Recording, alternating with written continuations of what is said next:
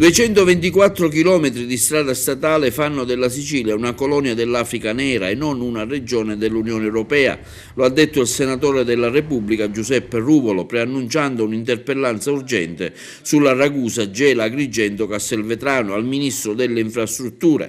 Se il Ministero non ritiene di investire sulle ferrovie borboniche e sui porti ellenici in Sicilia, ha aggiunto Ruvolo, non può farsi cieco anche sulla viabilità sicana di questo lembo consistente d'isola.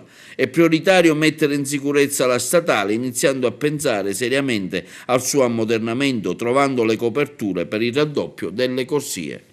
Mantenere ancora questo stato attuale sul sistema viario che parte da Ragusa fino ad arrivare a Castelvetrano è davvero una indecenza, non se ne può più.